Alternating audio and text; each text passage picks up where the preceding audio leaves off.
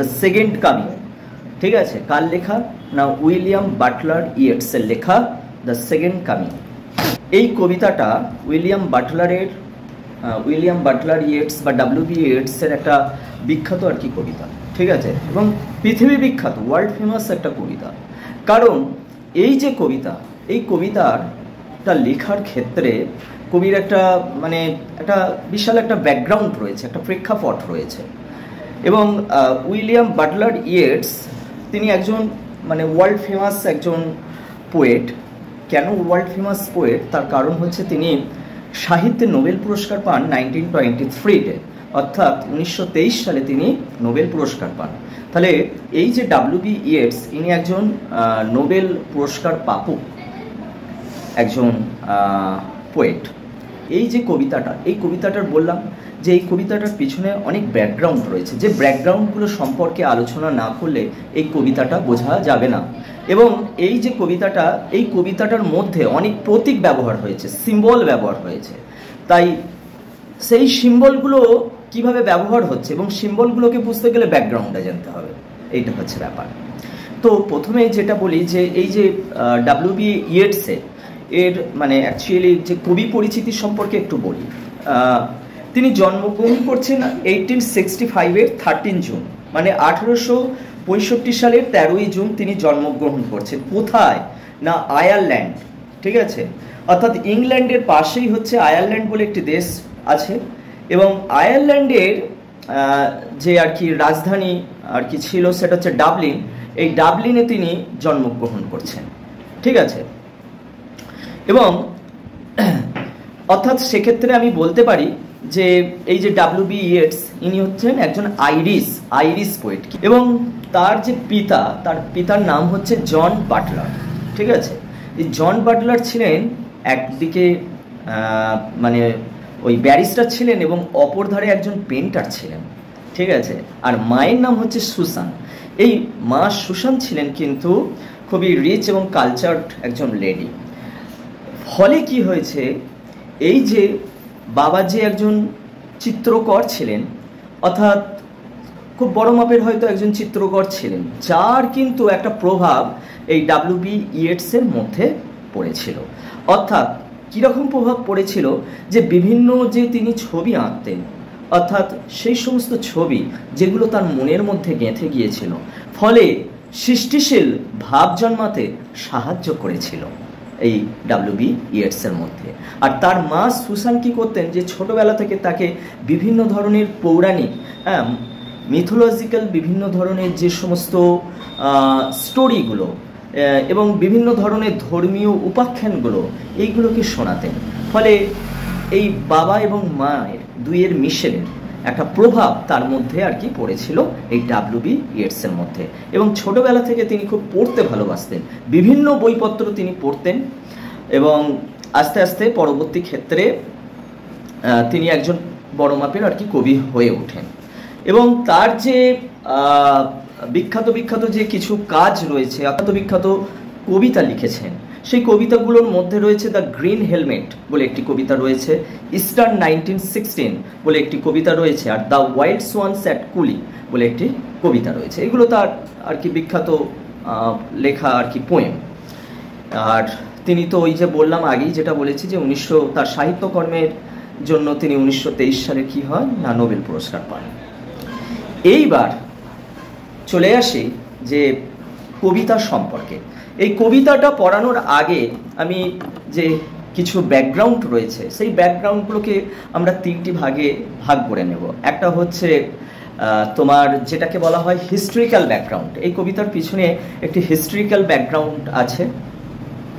এবং আরেকটা হচ্ছে যে রিলিজিয়াস এলিমেন্ট রয়েছে। এই কবিতার পিছনে কি রয়েছে না রিলিজিয়াস এলিমেন্ট রয়েছে। রিলিজিয়াস এলিমেন্ট মানে কি, ধর্মীয় উপাদান রয়েছে। আর কি হচ্ছে না তার পার্সোনাল এক্সপিরিয়েন্স রয়েছে, অর্থাৎ কবির কি রয়েছে না ব্যক্তিগত তার যে মতামত, তার যে দর্শন, ব্যক্তিগত দর্শন, সেই দর্শনের প্রভাব পড়েছে এই কবিতার মধ্যে। এবং এই যে কবিতাটা, এই কবিতাটা কবি কবে লিখছেন, যদি দেখা যায় যে এই কবিতাটা কবি অ্যাকচুয়ালি লিখেছেন যে 1919 সালে। ঠিক আছে, কবিতাটা কখন কবি লিখছেন না 1919 সালে। ঠিক প্রেক্ষাপটটা বা হিস্টোরিক্যাল ব্যাকগ্রাউন্ডটা যদি দেখো তাহলে বুঝতে পারবে মোটামুটি 1914 সাল করে ফার্স্ট ওয়ার্ল্ড ওয়ার শুরু হয়েছিল এবং এই ফার্স্ট ওয়ার্ল্ড ওয়ার শেষ হয়েছিল 1918 সালে। আমরা জানি যে ফার্স্ট ওয়ার্ল্ড ওয়ার 5 বছর চলেছিল। তাহলে মোটামুটি, আর তার কবিতাটা তিনি কবে লিখছেন না 1919 সালে, ঠিক আছে, জাস্ট ফার্স্ট ওয়ার্ল্ড ওয়ার শেষ হয়েছে, ঠিক তখনই তিনি কি করছেন, এই কবিতাটা তিনি লিখছেন।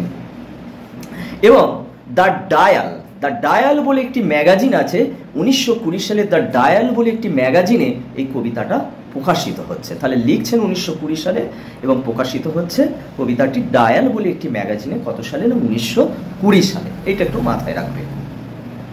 এখন এই আলোচনার শুরুতে, অর্থাৎ এই যে কবিতাটার আলোচনার শুরুতে আমরা যে তিনটে যে ব্যাকগ্রাউন্ডের কথা আমি বললাম, যে কবিতাটা না তিনটে ব্যাকগ্রাউন্ড সম্পর্কে জানলে আমরা কবিতাটা ঠিক বুঝতে পারবো না। তো সেক্ষেত্রে আমি প্রথমেই যেটা বলেছি যে একটা হিস্ট্রিক্যাল ব্যাকগ্রাউন্ড আছে, সেকেন্ড হচ্ছে রিলিজিয়াস এলিমেন্ট রয়েছে, আর থার্ড হচ্ছে তার যে পার্সোনাল ওপিনিয়ন, সেইটা আর কি কবিতার আর কি প্রেক্ষাপটে রয়েছে। এখন আমি চলে আসি সরাসরি যে তার হিস্ট্রিক্যাল ব্যাকগ্রাউন্ডটা কি। অর্থাৎ এই যে 1919 সালে কবি যে কবিতাটা লিখছেন, সেই সময় আমি প্রথমেই বলছি যে ফার্স্ট ওয়ার্ল্ড ওয়ার সবে মাত্র শেষ হয়েছে এবং এই যুদ্ধের ফলে কি হলো, 17 থেকে 20 মিলিয়ন পিপিল মারা গেল। সেটা কিন্তু কম নয়, একটা বিশাল সংখ্যক মানুষ মারা গেল। এবং কবি যে সময় জন্মগ্রহণ করছেন, যে সময় উনি বেড়ে উঠছেন, সেই জায়গাটা যদি দেখা যায় এবং তারপরে কবির প্রকাশকাল, তাহলে কবির চোখে কি দেখছেন, খালি মৃত্যু আর মৃত্যু, ধ্বংসলীলা, ঠিক আছে, রক্তপাত, এই সমস্ত জিনিসগুলোকে কি করছেন না কবি দেখছেন। এবং এইগুলোই কিন্তু তার এই কবিতার মধ্যে ধরা পড়ছে। এইটা একটা গেল ফার্স্ট ওয়ার্ল্ড ওয়ার। ঠিক অপরদিকে আবার শুরু হলো কি না, দেখা যাবে যে রাশিয়ান রেভলিউশন শুরু হচ্ছে, রাশিয়ায় বিপ্লব শুরু হচ্ছে, রুশ বিপ্লব যেটাকে বলা হচ্ছে। এবং রুশ বিপ্লবের বিষয়টা কি না, আমরা জানি যে একটা সময় রাশিয়ায় রাজতন্ত্র প্রতিষ্ঠিত ছিল, যেটাকে বলা হয় জারতন্ত্র, ঠিক আছে। এবং সেই জারতন্ত্রের সমাপ্তি ঘটছে। এই জারতন্ত্রের সমাপ্তি ঘটাটা মুখের কথা তো নয়, এমনি এমনি তো বিপ্লব শুরু হয়ে যায় না। বিপ্লব শুরু হওয়ার সাথে সাথে কি হয়, যে প্রতিবাদ হয়, প্রোটেস্ট হয়, এবং রেভলিউশনের পর্যায়ে যখন সেই প্রোটেস্টটা গিয়ে দাঁড়ায়, সেখানেও দেখা যাবে যে বহু মানুষের মৃত্যু হচ্ছে। কারণ রাজা কখনো তার পাওয়ারটাকে, রাজতন্ত্রের রাজা কখনো পাওয়ারটাকে চট করে জনগণের ওপর ছেড়ে দিতে চাইবে না। লেনিনের নেতৃত্বে একটা বিরাট সংখ্যক মানুষ রাশিয়ার জারের বিরুদ্ধে যে লড়াই করছে, তাতে কিন্তু বহু মানুষ মারাও গিয়েছিল। এবং অবশেষে রাশিয়ার জারের পরাজয় ঘটলো, তথা রাজতন্ত্রের পরাজয় ঘটলো। এবং তারপর লেনিন কি করলো, মানুষের হাতে তিনটে মেন জিনিসকে তুলে দিতে পেরেছিল। একটা হচ্ছে পিস, শান্তি, একটা হচ্ছে তোমার ব্রেড বা খাদ্য, আর একটা হচ্ছে ল্যান্ড মানে থাকার জায়গা বা আবাসস্থল, এইগুলোকে বাসস্থান, এইগুলোকে তুলে দিতে পারলো, ঠিক আছে। এর ফলে কি হলো, যে আস্তে আস্তে রাশিয়া তারপর শান্তি ফিরে এলো। কিন্তু সেই সময়টা যদি আমরা দেখি, তখন রাশিয়া যখন রুশ বিপ্লব শুরু হয়ে গেছে, সেই সময়টা যদি আমরা দেখি, সেটা হচ্ছে 1917 রুশ বিপ্লব শুরু হয়ে গেছে 1917 সালে। তাহলে সেখানেও আমরা দেখতে পাচ্ছি যে মানুষের মৃত্যু ঘটছে, চারদিকে হাহাকার। এবং এই রুশ বিপ্লবের মেন কারণটা কি ছিল, যদি আমরা দেখি যে রুশ বিপ্লবের মেন কারণটা ছিল কিন্তু একটা ইকোনমিক ফল ডাউন হয়েছিল।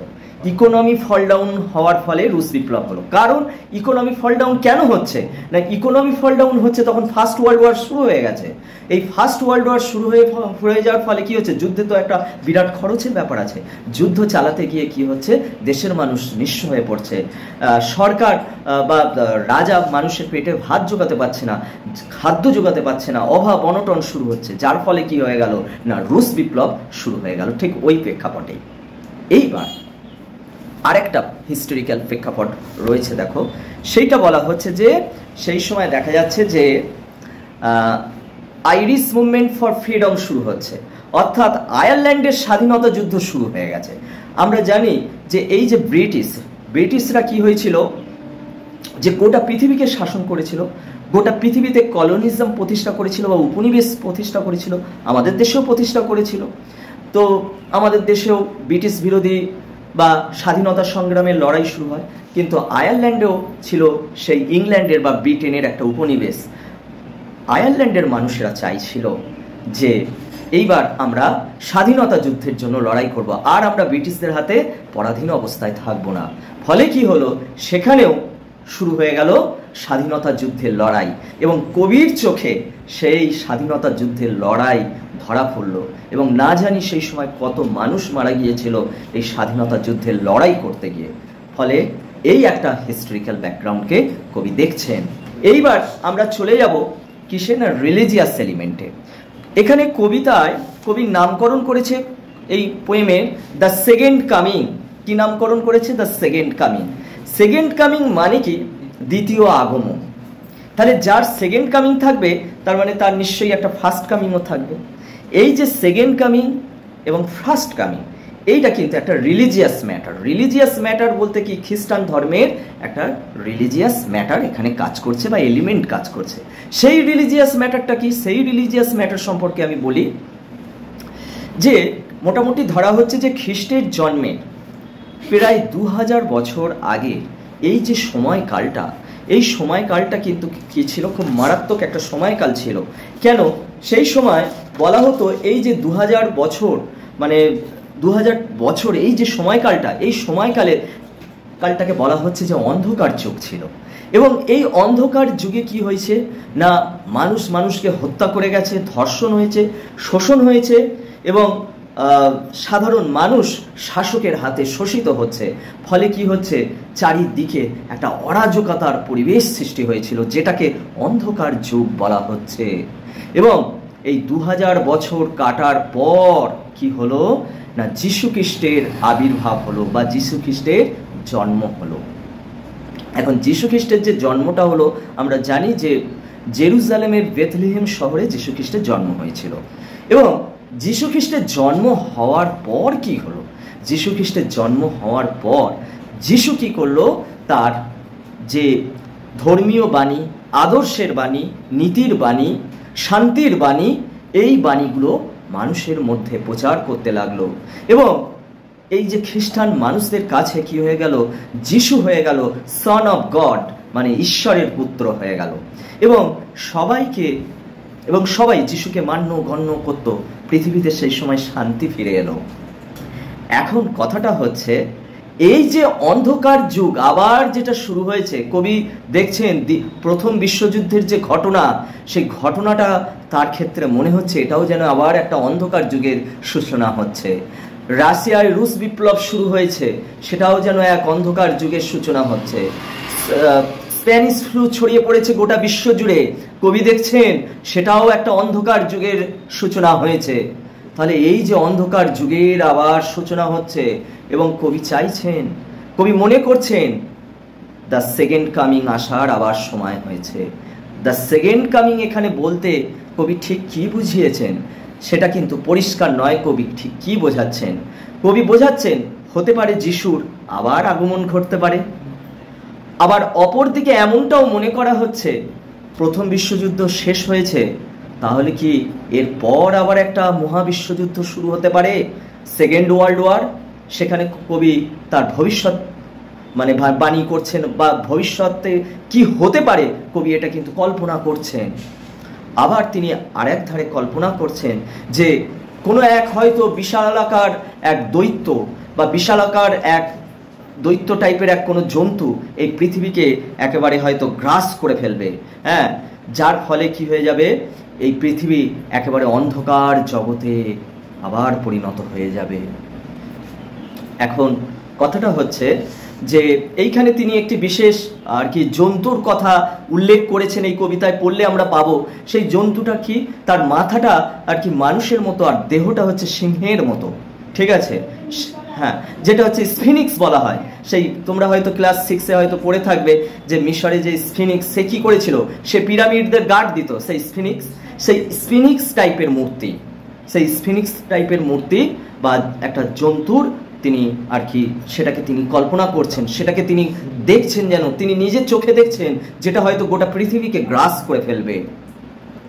তো এইগুলো কিন্তু এই ভাবনা, এই চিন্তা ভাবনাগুলো কবির মাথার মধ্যে এসেছে এবং যেইগুলো কবিতায় প্রতিফলিত হচ্ছে। আর একটা জিনিস থাকছে যে এই যে কবির যে পার্সোনাল এক্সপিরিয়েন্স বা ব্যক্তিগত জীবন দর্শন বলতে কবি যে সোশিও ইকোনমিক চিত্রটা চারপাশ দেখতে পাচ্ছেন, যেখানে দেখা যাচ্ছে যে মানুষ মানুষকে মানছে না, কেউ কাউকে মানছে না, শুধু হানাহানি চলছে। সেইখান থেকে তার মধ্যে তিনি খুব হতাশ হয়েছেন। কবি কি হয়েছেন? খুব হতাশ হয়ে গেছেন যে এইখান থেকে মুক্তির উপায় কি? পৃথিবী তো এক অন্ধকার জগতের মধ্যে চলে গেছে, আমরা কি এই জগৎ থেকে কখনো উদ্ধার হতে পারবো? নিজেদেরকে বাঁচাতে পারবো? এই প্রশ্নগুলো তার মধ্যে এসেছে। এইবার কি করব যে মেন কবিতায় আমরা চলে যাব এবং প্রত্যেকটা লাইন ধরে মিনিং করে তোমাদেরকে বোঝাবো। এখানে প্রত্যেকটা লাইন ধরে তোমাদেরকে দেখাচ্ছি এবং তার সঙ্গে আর কি মিনিংগুলোকেও বলছি। বলছে, turning and turning in the widening gyre, the falcon cannot hear the falconer. Turning and turning কথার মানে কি? টার্নিং মানে তো ঘোরা, ঘুরছে ঘুরছে এবং ঘুরছে, আর ঘুরতে ঘুরতে কি হচ্ছে? ওয়াইডেনিং হচ্ছে জায়ারটা। জায়ার মানে কি? কক্ষপথ। তাহলে কি? জায়ার কথার মানে হচ্ছে কক্ষপথ। এই কক্ষপথটা কি হচ্ছে? বড় হচ্ছে, ওয়াইডেনিং হচ্ছে, চওড়া হয়ে যাচ্ছে। ঠিক আছে, ঘুরতে ঘুরতে। কে ঘুরতে ঘুরতে? The Falcon. ফ্যালকন কথার মানে হলো বাজ পাখি। ঠিক আছে, বাজ পাখি কি করে? বাজ পাখি শিকার করে। শিকারের সন্ধানে বাজ পাখি কিভাবে ঘোরে? গোল হয়ে বৃত্তের মতো ঘোরে। যখন বাজ পাখি কি হচ্ছে, হ্যাঁ খাতা তোমরা নিয়ে নাও, যেখানে হ্যাঁ হ্যাঁ বিস্তৃত হচ্ছে। The falcon cannot hear the ফ্যালকনার। কিন্তু এই বাজ পাখি কি করছে? সে শুনতে পাচ্ছে না ফ্যালকনারের কথা। ফ্যালকনার মানে কি? ফ্যালকনার মানে হচ্ছে বাজ পাখির যে মালিক, তার কথা। এইবার আমি বলি যে বাজ পাখি আসলে কোন পাখি? শিকারী পাখি। দেখবে মাটি থেকে যখন বাজ পাখি আস্তে আস্তে ওপরের দিকে উঠছে, অর্থাৎ উঠতে শুরু হয়েছে, সেই সময় কি হচ্ছে? সে চিল বাজ পাখি বা শকুন এই ধরনের পাখিগুলো বা ঈগল এই ধরনের পাখিগুলো কি হচ্ছে? দেখবে অনেক আকাশে দেখবে গোল হয়ে ঘোরে, ডানা মেলে ঘোরে, গোল হয়ে ঘোরে। কেন? খাবারের সন্ধানে ঘোরে, শিকারের সন্ধানে ঘোরে। এখানে ফ্যালকন কথার মানে হলো বাজ পাখি, আর ফ্যালকনার মানে কি? বাজ পাখির মালিক। আগে অনেক আগে কি হতো যে এই ফ্যালকনারেরা কি করতো না, তারা একটা করে বাজ পাখি রেখে দিত পোষ মানানো। সেই বাজ পাখি কি করতো? এই ফ্যালকনার কি করতো? বাজ পাখিকে ছেড়ে দিত এবং তাকে ইঙ্গিত করে দিত যে কোনো কিছু একটা শিকার ধরে আনতে। তখন ওই বাজ পাখি কি করতো? সেখানে উড়ে গিয়ে শিকার ধরে আনতো। কিন্তু এখানে কি বলছে এই লাইনটায়, সেটা কবি কিন্তু বা পোয়েট কিন্তু এখানে উল্টো কথা বলছেন। এখানে কিন্তু দেখা যাচ্ছে যে এই যে বাজ পাখি, এই বাজ পাখি কিন্তু তার মালিকের কথা শুনছে না। এখন এর মধ্যে যে একটা ইনার মিনিং যে রয়েছে, অন্তর্নিহিত যে অর্থ রয়েছে, সেইটা এবার বলি। বাইবেলে ধরা হচ্ছে যে বাজ পাখিকে হচ্ছে মানবতার প্রতীক বা মানুষের প্রতীক। ঠিক আছে, এই বাজ পাখি। আর ফ্যালকনার মানে হচ্ছে কি? এখানে হচ্ছে গড বা ঈশ্বরকে বলা হচ্ছে। তাহলে কি হচ্ছে? মানুষ কি করছে? আর ঈশ্বরের কথা শুনছে না, মানুষ ধর্মের কথা শুনছে না। তাহলে সমাজে যখন অরাজকতা তৈরি হয়, তখন মানুষ কি ধর্মের পথ মানে? কখনো মানে না। তাহলে সে বিধর্মের মানে মানে কি বলবো, অধর্মের পথে, সে অধর্মের পথে চলে যায়। আর অধর্মের পথে কি? পাপের পথ। সেই পাপের পথে চলে যায়। তাহলে এমনই একটা পরিবেশ সৃষ্টি হয়েছে যেখানে মানুষ কিন্তু আর ঈশ্বরের বা ধর্মের বাণী বা ধর্মের নির্দেশ তারা আর মানছে না। আবার অপর দিকে দেখা যাচ্ছে যে ধরা যাক আমি হয়তো রাজা, আমার যে সমস্ত প্রজারা রয়েছে তারা আর আমার কথা শুনছে না, প্রজারা বিপথে চালিত হয়ে গেছে। তখন আর রাজার কথা তো শুনছেই না, উল্টে রাজার বিরুদ্ধে তারা কি করছে? বিদ্রোহ করছে। ঠিক এই লাইনটার মিনিংটাও এমনই। থিংস ফল অ্যাপার্ট বলছে এই যে জিনিস, থিংস মানে আমরা এমনিতে কি জানি? আমরা এমনিতে জানি জিনিস। সমস্ত জিনিস চারদিকে ছড়িয়ে পড়ে আছে, ফল অ্যাপার্ট। তাহলে এই সমস্ত জিনিসপত্র বলতে আসলে কি বোঝাচ্ছে? জিনিসপত্র বলতে বোঝাচ্ছে যে মানুষের জীবন, এবং সেই জীবন কি সামাজিক, রাজনৈতিক, ধর্মীয় যে আর কি তার সিস্টেম সব ভেঙে চুরে গেছে, নষ্ট হয়ে গেছে। সামাজিক, রাজনৈতিক, নীতি, ধর্ম সমস্ত কিছু কি হয়ে গেছে? সমস্ত কিছু কিন্তু নষ্ট হয়ে গেছে। তাই থিংস বলতে এখানে শুধু জিনিস বোঝাচ্ছে না, থিংস বলতে মানুষের জীবনকে বোঝাচ্ছে, যে জীবন, সামাজিক জীবন, রাজনৈতিক জীবন, ধর্মীয় অবস্থা, সেইগুলো সব ছড়িয়ে ছিটিয়ে পড়ে রয়েছে চারদিকে। বোঝা গেল? The centre can not hold. Centre মানে কি কেন্দ্রবিন্দু বা কেন্দ্র আর তাকে ধরে রাখতে পারছে না। তার মানে কি ধর্ম আর সেইগুলোকে ধরে রাখতে পারছে না। ধর্মের শৃঙ্খলা, ধর্মের যে শৃঙ্খল, সেই শৃঙ্খল লুজ হয়ে গেছে, নষ্ট হয়ে গেছে। মেয়ার anarchy is লুজেন্ড upon the world. এই মেয়ার অ্যানার্কি মানে কি? মেয়ার মানে এইখানে যে তুচ্ছ, একদিকে মেয়ার কথার মানে কি না তুচ্ছ অরাজকতা, আবার অপরদিকে এখানে সেই সেন্স অনুযায়ী মানে হতে পারে কি সম্পূর্ণ অরাজকতা। মেয়ার অ্যানার্কি কথার মানে কি অরাজকতা। সেই সম্পূর্ণ অরাজকতা কি হয়ে গেছে? লুজেন্ড আপন দ্য ওয়ার্ল্ড। কি হয়েছে? যে গোটা পৃথিবী জুড়ে লুজেন্ড আপন হয়েছে। লুজেন্ড আপন কথার মানেও হলো ছড়িয়ে পড়া। যদি মনে হয় কেউ লিখে রাখতে পারো যে লুজেন্ড আপন কথার মানে হচ্ছে ছড়িয়ে পড়া, সেটাও চারদিকে ছড়িয়ে পড়েছে। The blood dimmed tide is loosed. আচ্ছা, তারপরে দেখো ব্লাড ডিমড টাইড মানে কি? ব্লাড ডিমড কথার মানে কি রক্তসিক্ত। ব্লাড ডিমড কথার মানে কি রক্তসিক্ত। টাইড মানে কি এখানে ঢেউ, অর্থাৎ মানে হচ্ছে রক্তসিক্ত ঢেউ ইজ লুজেন্ড। এই লুজেন্ড কথার মানে হচ্ছে কিন্তু এখানে ছড়িয়ে পড়া। একইভাবে সেইটাই মানে যে রক্তসিক্ত ঢেউ যেন চারদিকে ছড়িয়ে পড়েছে।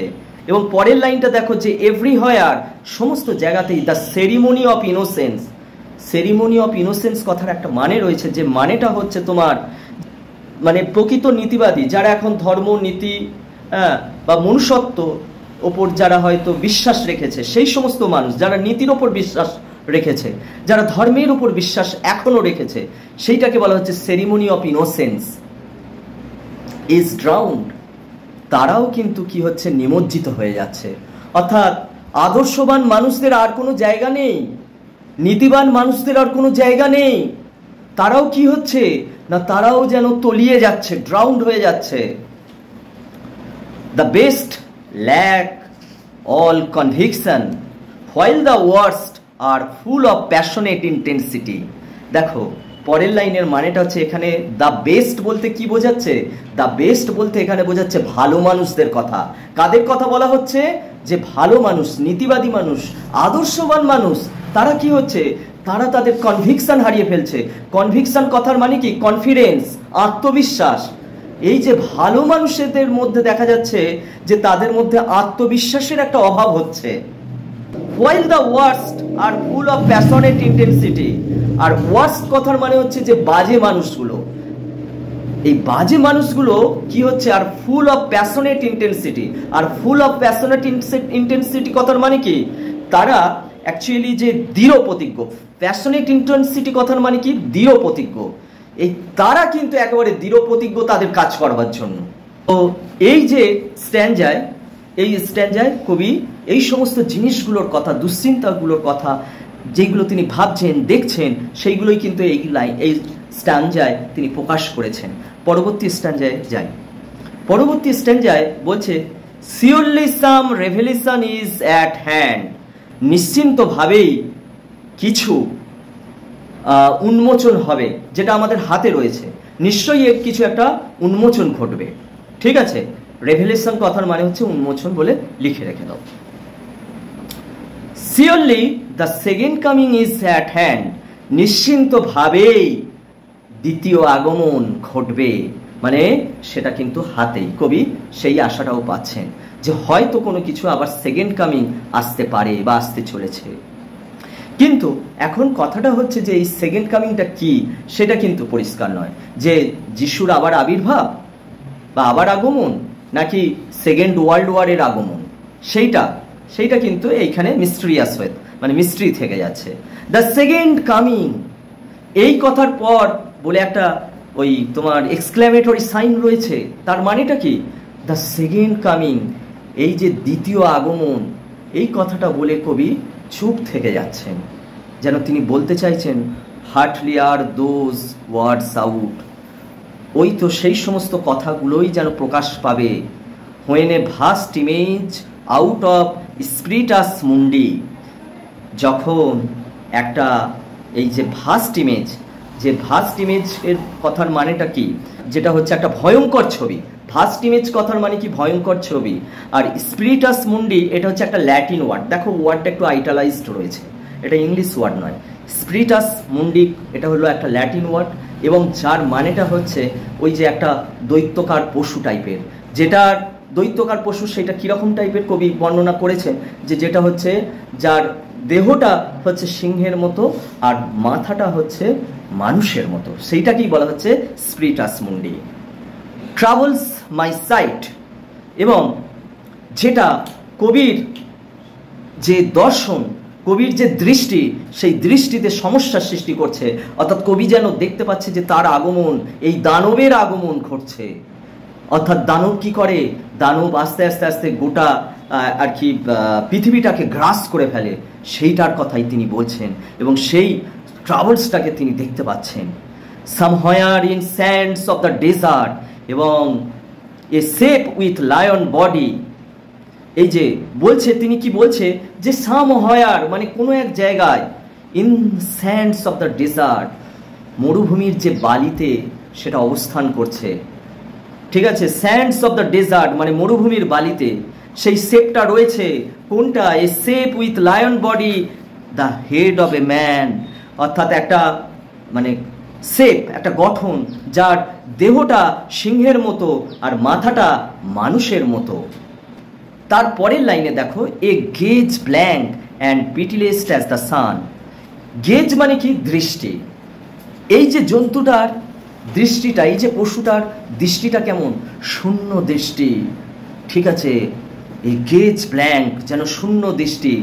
পিটিলেস অ্যাজ দ্য সান, আর সূর্যের মতো নির্দয়। পিটিলেস মানে কি? নির্দয়, ঠিক তো? তো বলছে দেখা যায় যে সান কখনো, সূর্য কখনো খারাপের প্রতীক নয়, সূর্য সবসময় আলোর প্রতীক। সূর্য কিসের প্রতীক? আলোর প্রতীক, শুভর প্রতীক। কিন্তু কবি এখানে সূর্যটাকে কি করছে? কবি এখানে সূর্যটাকে নির্দয় সূর্য হিসাবে দেখাচ্ছেন। তার কারণটা হচ্ছে এটার মধ্যে দিয়ে প্রকাশিত হচ্ছে যে সময়কাল অত্যন্ত খারাপ, সূর্য যেন যেন বলে হচ্ছে যে নির্দয় হয়ে গেছে। Is moving its slow thighs while all about it, এবং এই যে জন্তুটা, এই যে দানব জন্তুটি, a moving its slow thighs, moving its slow thighs মানে কি? সে ধীরে ধীরে অগ্রসর হচ্ছে, আস্তে আস্তে আসছে। এই যে শয়তান, শয়তান কখনো হঠাৎ করে এসে যায় না। শয়তান কিভাবে আসে? শয়তান কিন্তু আস্তে আস্তে আসে, আস্তে আস্তে গ্রাস করে, যেটা তুমি বুঝতেও পারবে না কখন সে গ্রাস করে ফেলেছে। While all about it reel shadows of the indignant desert birds, এবং এই ডেজার্ট বার্ডস মানে কি? মরুভূমির পাখি। ভালো করে দেখো, লক্ষ্য করো, ইন্ডিগনেন্ট ডেজার্ট বার্ডস। ইন্ডিগনেন্ট মানে কি? অদম্য, যার জেদ রয়েছে, সেটা কি বলা হচ্ছে? ইন্ডিগনেন্ট ডেজার্ট বার্ডস। ইন্ডিগনেন্ট ডেজার্ট বার্ডস কি করছে? রিল শ্যাডোজ, ছায়ার মতো যেন ঘুরছে। রিল করছে মানে কি? ঘুরছে। দেখবে এরকম কথা আছে যে চিল, শকুন ইত্যাদি যখন মাথার উপর ঘোরে তখন সেটাকে অশুভ হিসাবে দেখা হয়, তাই না? যখন চিল, শকুন মাথার উপর ঘুরছে তখন বুঝতে হবে সেখানে কিন্তু কিছু একটা ব্যাপার রয়েছে। তখন বুঝতে হবে যে জেনারেলি আমরা যেটা মনে করি যে নিশ্চয়ই সে কোথাও মৃতদেহ দেখেছে, ঠিক আছে? ওই মৃতদেহটাকে ঘিরে কি করবে? সে গোল হয়ে ঘুরবে, ঠিক আছে? এখানেও ঠিক সেই রকম একটা প্রতীককে আনা হয়েছে যে যেন সময়কালটা এতটাই অন্ধকার, এতটাই ভয়ঙ্কর, মৃত্যু যেন আসন্ন, পৃথিবী যেন গ্রাস হচ্ছে, আর তখন আকাশে দেখা যাচ্ছে যে এই যে মরুভূমি বা ডেজার্ট বার্ডসগুলো, শিকারী পাখিগুলো, তারা কি করছে? যেন মাথার ওপর বনমন বনমন করে ঘুরছে। এবং কোনটার সাথে ঘুরছে? ওই যে স্পিরিটাস মুন্ডির সাথে স্পিরিটাস মুন্ডি যখন এগোচ্ছে তখন তার মাথার উপর দিয়ে যেন ওইগুলো ঘুরছে, অর্থাৎ ঘুরতে ঘুরতে ঘুরতে এগোচ্ছে। হ্যাঁ, দ্য ডার্কনেস ড্রপস এগেইন। এই যে অন্ধকার, এই অন্ধকার তাহলে কি আবার নেমে আসছে? দ্য ডার্কনেস ড্রপস এগেইন, অন্ধকার কি আবার নেমে আসছে? But now I know that 20 centuries of a stony sleep। কিন্তু বলছেন, কবি বলছেন আর কি, এই যে 20 centuries কথার মানেটা এখানে বলা হচ্ছে যে 2000 বছর। বলছে তাহলে কি আবার মানে কি হচ্ছে, 2000 বছরের যে অন্ধকারময় যুগ, সেই যুগটা কি ফিরে আসছে? স্টোনি স্লিপ কথার মানে লিখে রাখো অন্ধকারময় যুগ, এখানে বলা হচ্ছে stony slip. 20 centuries of stony sleep, অর্থাৎ 2000 বছরের সেই অন্ধকারময় যুগ, were vexed to nightmare by a rocking cradle।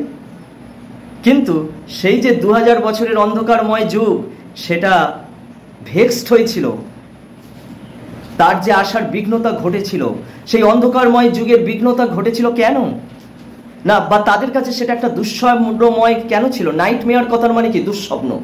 ঠিক আছে, তাহলে 2000 বছরের অন্ধকারময় যুগের একটা দুঃস্বপ্ন বিরক্ত সৃষ্টি করেছিল, ভেক্সড করেছিল। মানে ভেক্সড কথার মানে হচ্ছে বিরক্তি, সেই বিরক্তির সৃষ্টি করেছিল, বা দুঃস্বপ্নের, তার কাছে দুঃস্বপ্নময়ের সৃষ্টি করেছিল। কেন? By a rocking cradle. Rocking মানে কি? যেটা দুলছে। ক্র্যাডেল, ক্রেডেল মানে কি তোমরা জানো তো? ক্রেডেল মানে কি? দোলনা। এখানে অ্যাকচুয়ালি যিশুর আবির্ভাব হয়ে গেছে, যিশুর জন্ম হয়েছে। অর্থাৎ একটা বাচ্চা শিশু যখন জন্মায় তাকে দোলনায় রাখা হয়, তো দোলনায় রেখে সে দোল খায়, তখন কিন্তু যিশুর জন্ম হয়ে গেছে। এবং যিশুর জন্ম হয়ে যাওয়ার ফলে সেই অন্ধকারময় যুগের কাছে ওটা যেন একটা দুঃস্বপ্ন ছিল। অর্থাৎ কার কাছে দুঃস্বপ্ন ছিল? কে দুঃস্বপ্ন ছিল? না, যিশু দুঃস্বপ্ন ছিল। কার কাছে? অন্ধকারময় যুগের কাছে। And what rough beast? It's our come round at last, slouches towards Bethlehem to be born। এবং এই যে শেষের দুটো লাইনের মানে দেখো, and what rough beast? It's our come round at last।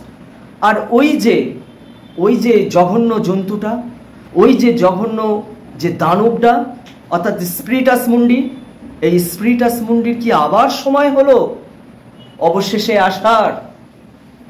স্লাউচেস towards Bethlehem two B ব্রন, অর্থাৎ যে বেথলেহেমে যিশু জন্মগ্রহণ করেছিল, সেই বেথলেহেমেই কি আস্তে আস্তে আস্তে সে এগিয়ে আসছে?